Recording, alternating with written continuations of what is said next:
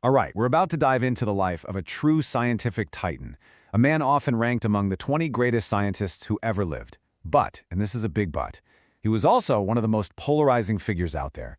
This is the absolutely incredible and deeply contradictory story of Linus Pauling. And yeah, right off the bat, we're hitting this central puzzle of his entire life. Think about it. One Nobel Prize for chemistry and another one for peace. How does one person even do that? How do you reach the absolute peak of two worlds that seem like they're galaxies apart? Well, that's exactly the question we're going to try and answer. So, to even begin to get a handle on this guy, you first have to understand the sheer scale of what he accomplished. And really, there's no better place to start than with his two greatest and most wildly different honors. I mean, just look at the contrast here. It's unreal. In 1954, he gets the Nobel in Chemistry for literally defining the nature of the chemical bond. Then, not even a decade later, he gets the Nobel Peace Prize for his activism. Now, a few people have won more than one Nobel, sure, but he is the only person in history to win two unshared prizes, all on his own. That puts him in a category of one, nobody else. Okay, so let's rewind a bit. Act 1, if you will. Pauling, the scientist. Because before all the activism, before the controversy that would come later, he was, quite simply, one of the most brilliant minds of his generation, a true architect of the molecular world we now understand. He came up with ideas that are now just the bedrock of chemistry. Take orbital hybridization. Before Pauling, it was a mystery how an atom like carbon could form four identical strong bonds. He was the one who figured out that the paths electrons take, the orbitals, could actually blend together to form these new super effective connections. It's the key to understanding life itself, and it was his idea. And then there's electronegativity. You can kind of think of it like a tug of war for electrons between two atoms. Pauling created a simple scale to predict who wins that tug of war. Are the electrons going to be shared nicely, or is one atom just going to rip them away from the other? The Pauling scale tells you, and it's a tool chemists still use, every single day. His influence was just immense. And you don't have to take my word for it. Look at this quote. It's from Francis Crick, just the guy who co-discovered the double helix structure of DNA. For a mind like that to call Pauling the father of molecular biology, well, that tells you everything you need to know about his scientific stature. And his work went way beyond pure chemistry. He was the one who figured out the basic building blocks of proteins, what we call the alpha helix and beta sheet. He was the very first person to identify sickle cell anemia as a molecular disease, tracing it back to a single faulty protein. Just incredible. And yeah, he even took a shot at cracking DNA. He thought it was a triple helix. He was wrong, but it just goes to show you how close he was to solving the biggest biological puzzle of all time. But here's a little story that tells you everything about the other side of him. That stubborn, unconventional streak. Linus Pauling never officially graduated high school. Why? Because he just flat out refused to take a couple of required history courses. The school finally gave him his diploma 45 years later, after he had already won 2 Nobel Prizes. You can't make this stuff up.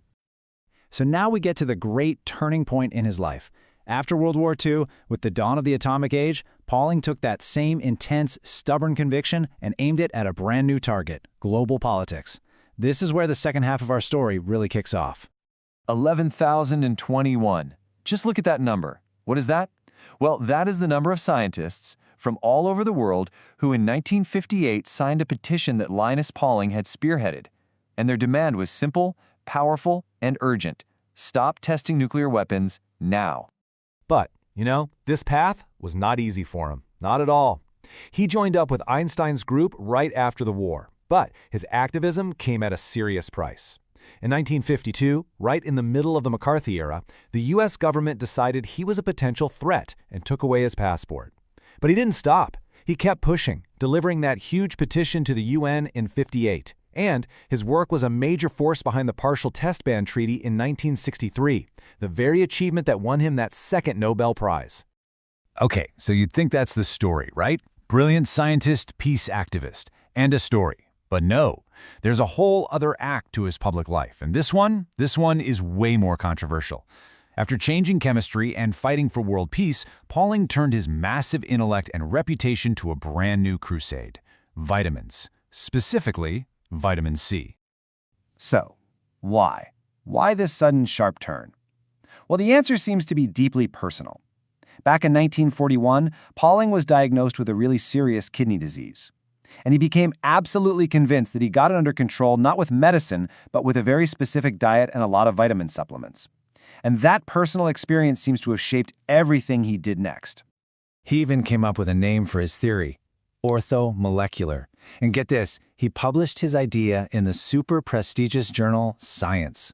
The idea was basically that if you give the body the absolute perfect amount of natural stuff, like vitamins, you could treat all kinds of diseases, even mental illness.